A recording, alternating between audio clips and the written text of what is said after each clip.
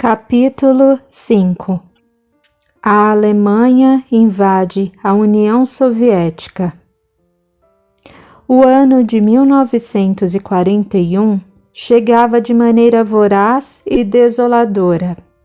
O conflito tomava proporções gigantescas e conhecíamos a cada dia a capacidade assustadora que o homem tem de amar e adoecer o amor, construir e destruir e reconstruir. Sabíamos que o poder devastador de homens e máquinas de guerra era precedido pelos reconstrutores.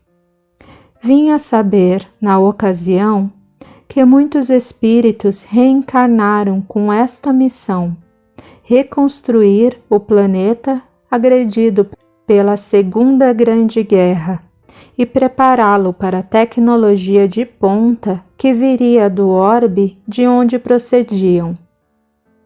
Deixamos o Dr. McFly aos cuidados de Adam e Sarah e conhecemos o Deutsches Afrika Korps, ou DAK, como era conhecido o destacamento blindado de Erwin Rommel. A Grã-Bretanha havia invadido a Etiópia e, com a ajuda dos australianos, havia conquistado Trobuk, no norte da África. Agora, a areia do deserto era palco de uma triste e absurda dizimação de jovens de todas as cores. A guerra no deserto tornara-se tão trágica e lenta que o próprio Zaqueu interveio em vários acontecimentos. Na Europa, os eventos se aceleravam. A Bulgária unira-se ao eixo e juntos invadiram e dividiram a Iugoslávia, invadindo também a Grécia. A Croácia, proclamada independente pelo grupo terrorista Ustasa, teve o reconhecimento imediato e interesseiro da Alemanha e da Itália. O novo Estado, que incluía a província da Bósnia-Herzegovina, juntou-se às forças do eixo, que realmente crescia como uma bola de neve deslocada, indo descontrolada em costa abaixo.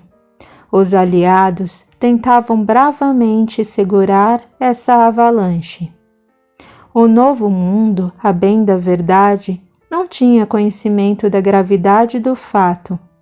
Até mesmo alguns alemães não acreditavam que uma ofensiva desse porte fosse possível. A falta de comunicação era aliada do eixo. Muitos fatos ocorridos na guerra só seriam conhecidos pelo mundo ao fim do conflito. Uma notícia poderia levar dias para atravessar o oceano. Os sistemas de telecomunicações ainda engatinhavam. Ainda assim, os Estados Unidos aprovaram a ajuda aos aliados e romperam relações com o Japão, mas ainda não estariam oficialmente na guerra, até o dia da infâmia. O fato era que Hitler já planejava romper o acordo germano-soviético de não agressão, ou Pacto Molotov-Ribbentrop, assinado havia 2 anos, desde novembro de 1940. Na verdade, os alemães aceitaram esse tratado apenas com o objetivo de invadir a Polônia e assolar o Ocidente, sem temer a intervenção russa, que a Inglaterra desejava desesperadamente. Sabendo disso, a Finlândia, que havia perdido terras para a União Soviética, pensando em recuperá-las, uniu-se ao eixo. Assim, após meses de incerteza, a Alemanha decidiu atacar a União Soviética e conquistar a soberania definitiva na Europa.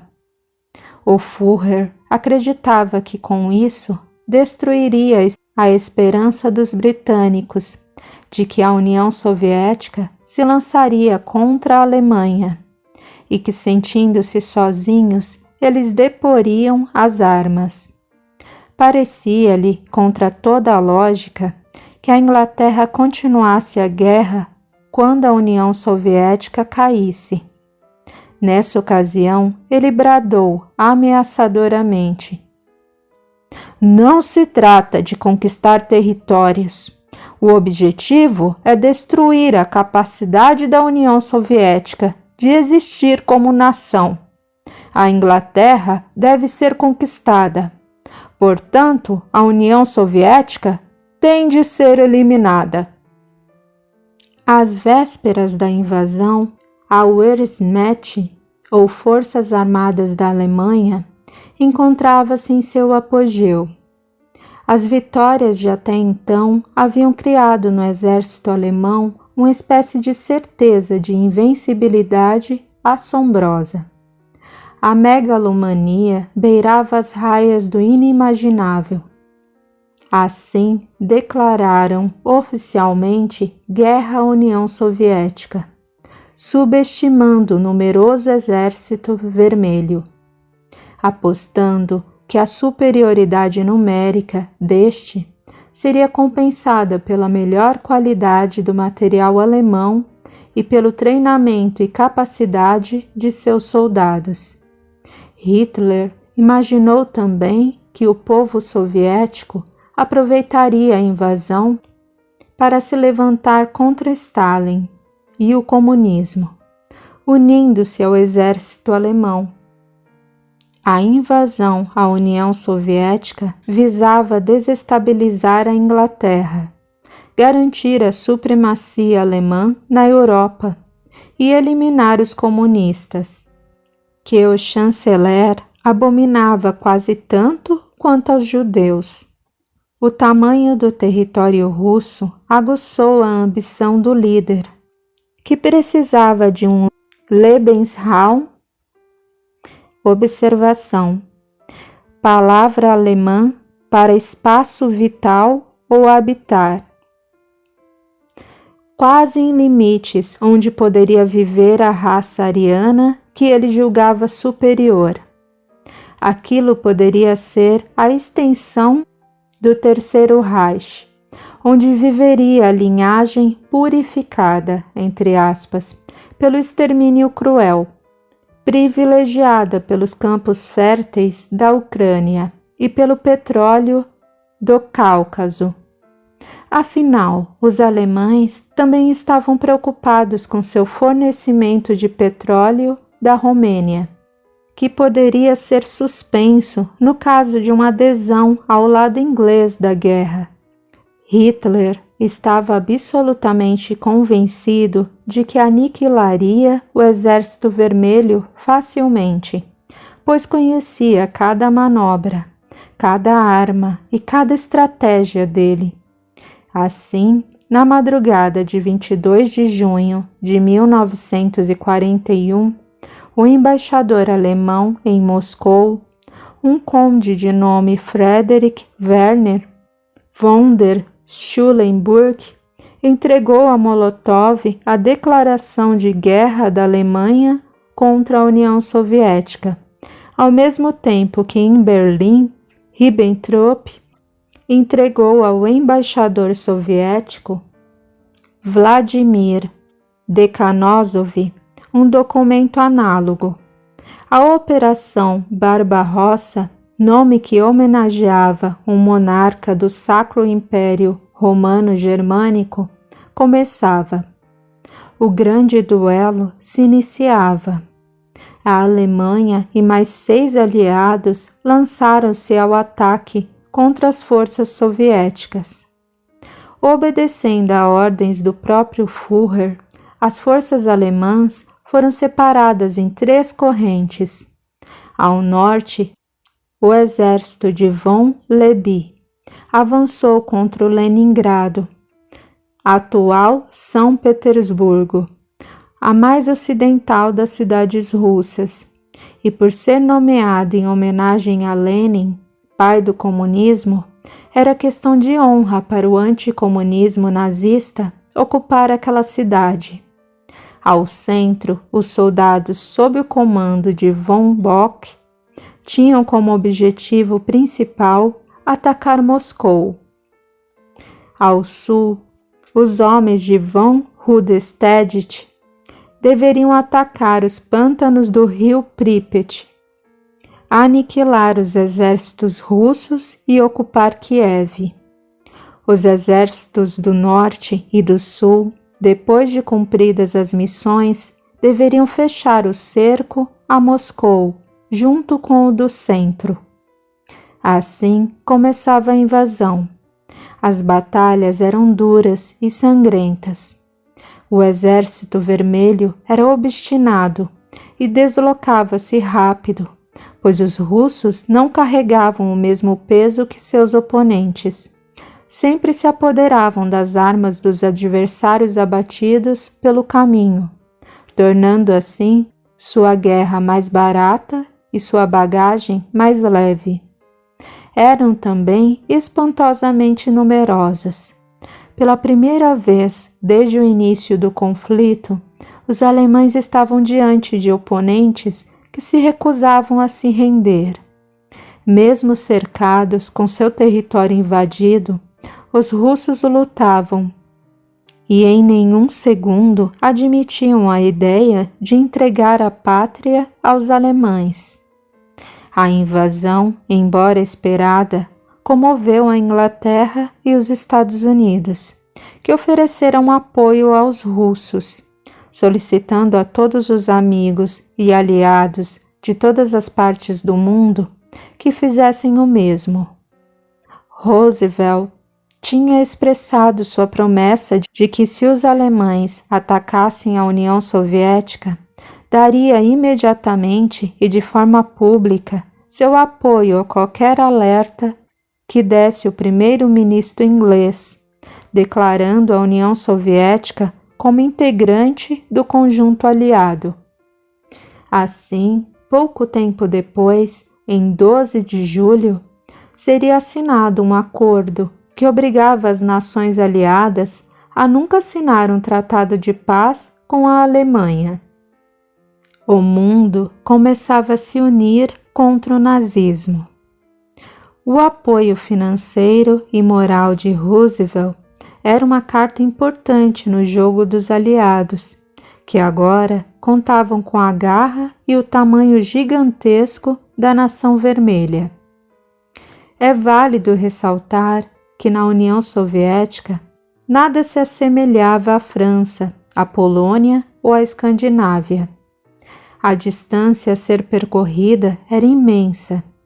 O patriotismo russo obstinado e a precariedade das estradas que as primeiras chuvas de julho transformariam em lamaçais intermináveis, faria de seus veículos sobre rodas tralhas inamovíveis.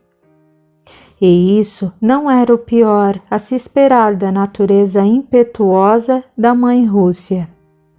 A pressa alemã em cercar Moscou tinha sua razão de ser no medo que todos sentiam do apavorante inverno russo, que apenas aquele povo suportava e para o qual a Wehrmacht não estava vestida nem equipada.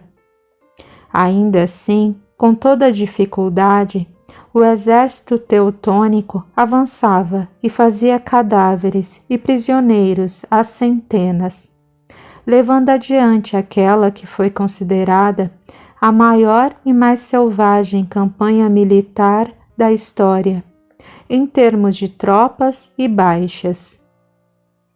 4.500 milhões de soldados do eixo, num fronte de 2.900 quilômetros, com 600 mil veículos sobre rodas e esteiras e ainda 750 mil cavalos. Nossa equipe se adiantou para Leningrado.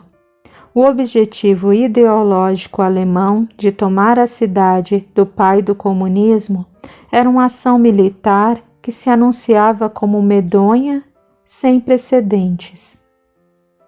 quando uma cidade é cercada, os civis entram involuntariamente em uma disputa que desconhecem e para a qual não foram treinados. É o lado mais fraco da população enfrentando o mais forte e equipado. Chegamos à cidade no final de julho. O Conselho de Disputas dos Trabalhadores de Leningrado decidiu convocar milhares de pessoas para a construção de fortificações. Várias defesas foram erguidas. Foram 190 quilômetros de barricadas de madeira, 700 quilômetros de trincheiras antitanque, 5.000 quilômetros de trincheiras de terra e madeira e de instalações de ferro, e 25 quilômetros de trincheiras abertas por civis. Rumamos para o sul de Leningrado, onde o canhão do cruzador Aurora fora montado na montanha de Pulkovo.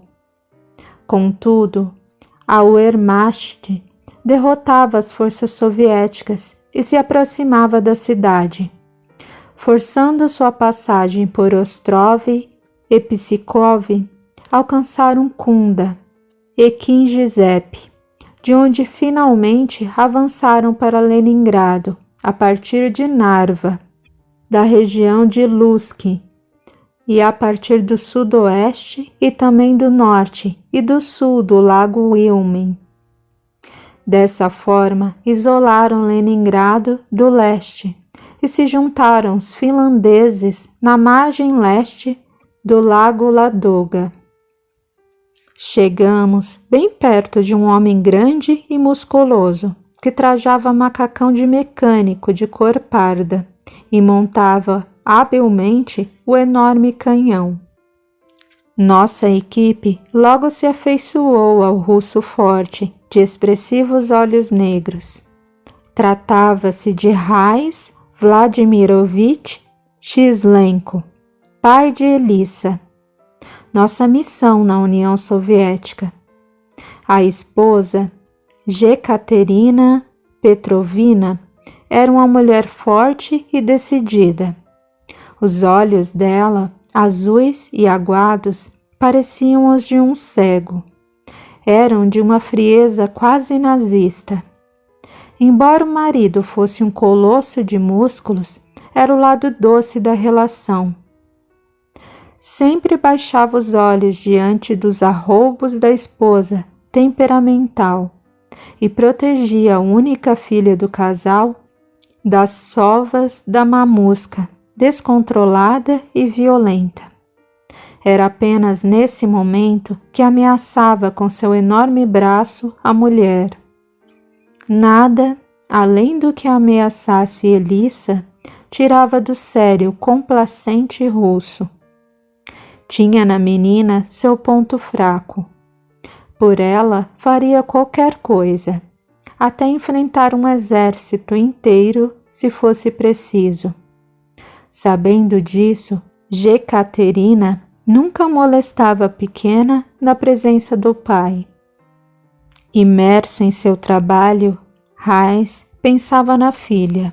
O que, além de montar um canhão, ele poderia fazer para proteger sua amada menina? Não temia que tomassem Leningrado. Não temia perder o petróleo da Romênia, nem as terras férteis da Ucrânia. Não temia nem mesmo a queda de Moscou e de toda a União.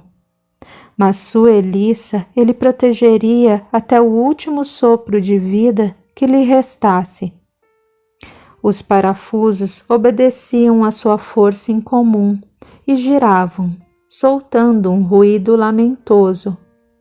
Com as costas das mãos, o russo secava o suor da testa e afastava as madeixas dos olhos. Ergueu-se até o alto de seus 2 metros e retrocedeu alguns passos, mirando o próprio trabalho. O canhão do cruzador seria belo se não fosse trágico. Acompanhamos o enorme civil até sua casa. Ele morava em um prédio de apenas 3 andares, mas extenso no sentido horizontal. No andar térreo, imediatamente sob seu apartamento, funcionava uma pequena fábrica e loja de chocolates, onde sempre passava antes de subir. A balconista, que já conhecia o roteiro, esperava-o com o coração feito de doce envolvido em papel vermelho na mão. "Abraços para Elissa", dizia ela. "Obrigado", ele respondia, sem nunca perceber o olhar apaixonado que a garota lhe lançava. Irina suspirava por Heinz e revoltava-se com a maneira como a esposa o tratava. Ainda bem que a menina, embora tivesse saído a mãe nas feições, herdara a doçura do pai. Elissa era terna e mansa, dona de uma voz macia e um sorriso meigo. Todos nas redondezas amavam a menina de cabelos avermelhados, olhos verdes e rosto branco e sardento, onde 2 covinhas se formavam a cada risada franca e barulhenta. O gigante soviético subiu os degraus rapidamente e abriu a porta com um sorriso feliz. Era sagrado o ritual. Sabia que a filha já estaria esperando para se jogar nos braços do pai. "Papacha, a guerra está chegando aqui? É verdade que você deixou seu trabalho na fábrica para montar canhões?" "Fique tranquila, minha princesa. Milhares de operários estão trabalhando com afinco nas barreiras. Nenhum blindado daqueles bastardos cruzará as portas de Leningrado. Do contrário, fujo com você da União e a protejo para sempre." Jekaterina, como nunca perdia a oportunidade de aborrecer, bradou: "E qual é o brutamonte, por maior que seja, que não tomba diante de um tanque, um avião ou mesmo um simples fuzil?" "Mamusca!" A mocinha ralhou em tom de censura. "Não ligue, princesa. A mamusca não teve um bom dia, não foi, querida?" Ela não respondeu. Em companhia de Vladimirovna, a cadela que pertencera a seu pai, ele saiu com a filha para a rua. O verão, ainda presente, pintava de azul o céu da cidade de Lenin. Todos cumprimentavam pai e filha e gracejavam, dizendo que a cadela era irmã de Heinz, pois possuía o mesmo patronímico dele. A bem da verdade, o velho Vladimir, quando dera o nome à cadela, quisera afrontar a esposa, que ficara estéril no primeiro parto e não lhe dera a filha com quem sonhava. O sol se punha e todos os cidadãos se juntavam para ouvir as notícias do rádio. A guerra assolava a Europa, a Ásia e a África. As notícias pareciam tão absurdas que a maioria não acreditava. Era cruel demais para ser verdade. Talvez fosse exatamente isto que os alemães planejavam: que a verdade fosse tão absurda que passaria por uma mentira descarada. Os russos desligavam os rádios, irritados com o sensacionalismo, entre aspas, da imprensa, e se punham a jogar dominó na praça. A vida ali era tranquila e bucólica. Todos viviam com calma seus verões amenos e invernos medonhos, quando seus cabelos, cor de girassol, vazavam pelos barretes de pele de Marta. Porém, a ambição territorial soviética havia transformado a paz em aflição. Os finlandeses aliaram-se ao eixo não por simpatia, mas por quererem de volta territórios perdidos para a União Soviética. Naquele momento, ninguém sabia de quem era a culpa. apenas sentiam sua paz ameaçada. Contudo, acostumados à guerra e às revoluções, aquele povo bem sabia que a paz era apenas um pequeno intervalo entre uma luta e outra. Depois de muitas quedas de dominó e garrafas de vodka, as pessoas buscavam o aconchego do lar. Na escada, Vladimirovitch e Vladimirovna foram abordados por Irina, que afagou a cadela e os cabelos de Elissa Renzovina, e olhando firmemente nos olhos do homem amado, falou, sem medo de a menina ouvir. Se a guerra chegasse até aqui e Kátia, observação, Kátia, diminutivo de Jekaterina, morressem em um bombardeio ou sei lá o quê, você se casaria comigo? Ele riu. Você tem idade para ser minha filha. E quanto a Ivanovitch e minha Elissa? Eu nem mesmo pensaria nele. E garanto que tenho pela pequena Renzovina mais amor que aquela que a trouxe ao mundo. Sendo assim, se eu enviuvar, você será mãe dela. Mas não se esqueça de fazer o mesmo se Kátia for a viúva. A moça não entendeu o que ele quis dizer, mas como os olhos negros de Renz a fitavam ternamente, ela não conseguiu afastar os seus. Promete, Irina Alexandrovna? Ele pediu. Sim, eu prometo. Renz sorriu e subiu os degraus cantando uma canção popular que falava da força moral daquele que domina ferramentas.